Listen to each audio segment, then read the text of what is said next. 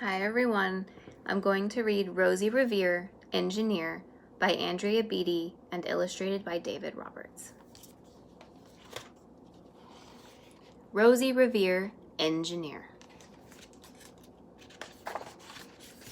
This is the story of Rosie Revere, who dreamed of becoming a great engineer. In Lila Greer's classroom at Blue River Creek, young Rosie sat shyly, not daring to speak.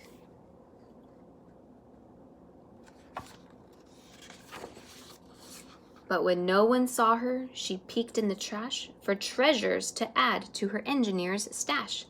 And late at night, Rosie rolled up her sleeves and built in her hideaway under the eaves.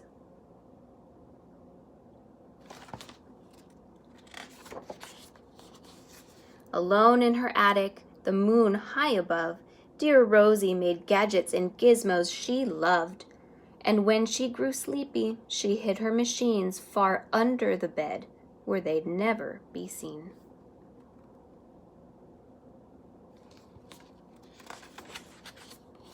When Rosie was young, she had not been so shy.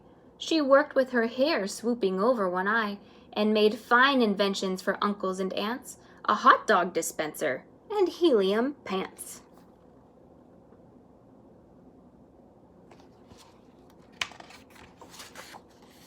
The uncle she loved most was zookeeper Fred.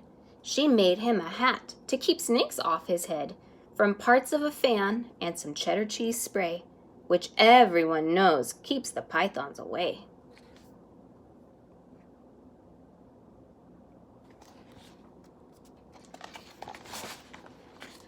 And when it was finished, young Rosie was proud, but Fred slapped his knee and he chuckled out loud. He laughed till he wheezed and his eyes filled with tears, all to the horror of Rosie Revere, who stood there, embarrassed, perplexed, and dismayed. She looked at the cheese hat and then looked away. "I love it," Fred hooted. "Oh, truly I do." But Rosie Revere knew that could not be true.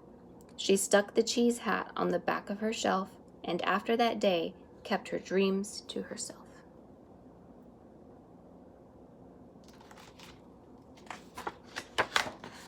And that's how it went until one autumn day, her oldest relation showed up for a stay. Her great-great-aunt Rose was a true dynamo who'd worked building airplanes a long time ago. She told Rosie tales of the things she had done and goals she had checked off her list one by one. She gave a sad smile as she looked to the sky. "The only thrill left on my list is to fly. But time never lingers as long as it seems. I'll chalk that one up to an old lady's dreams."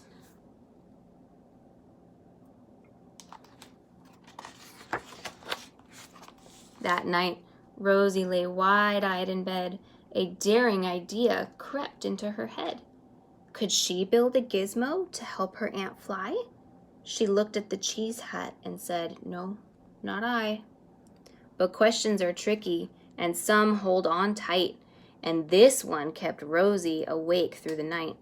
So when dawn approached and red streaks lit the sky, young Rosie knew just how to make her aunt fly.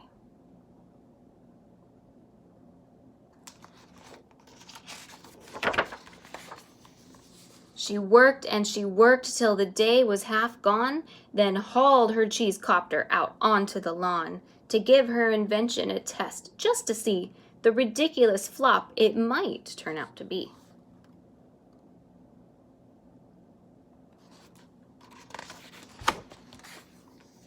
Strapped into the cockpit, she flipped on the switch. The helio cheese copter sputtered and twitched. It floated a moment and whirled round and round, then froze for a heartbeat and crashed to the ground.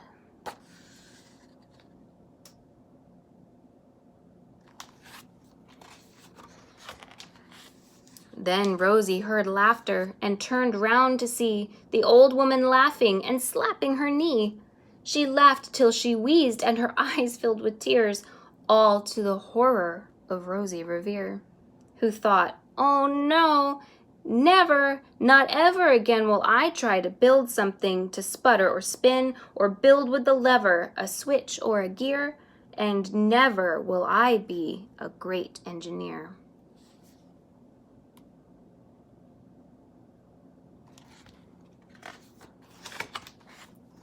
She turned round to leave, but then Great-Great-Aunt Rose grabbed hold of young Rosie and pulled her in close and hugged her and kissed her and started to cry. "You did it! Hooray! It's the perfect first try! This great flop is over. It's time for the next." Young Rosie was baffled, embarrassed, perplexed. "I failed," said dear Rosie. "It's just made of trash. Didn't you see? The cheese copter crashed." "Yes," said her great aunt. "It crashed, that is true. But first it did just what it needed to do. Before it crashed, Rosie, before that it flew."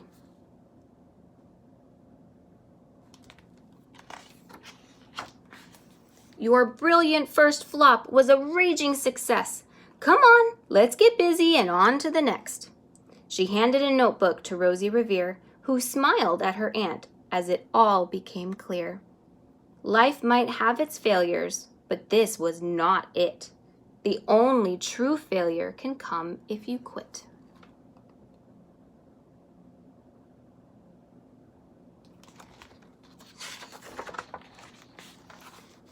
They worked till the sun sneaked away to its bed.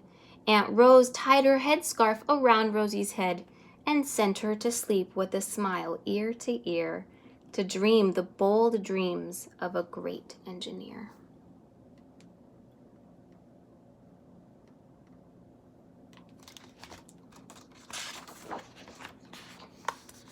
At Blue River Creek, all the kids in grade 2 build gizmos and gadgets and doohickeys too. With each perfect failure, they all stand and cheer, but none quite as proudly as Rosie Revere.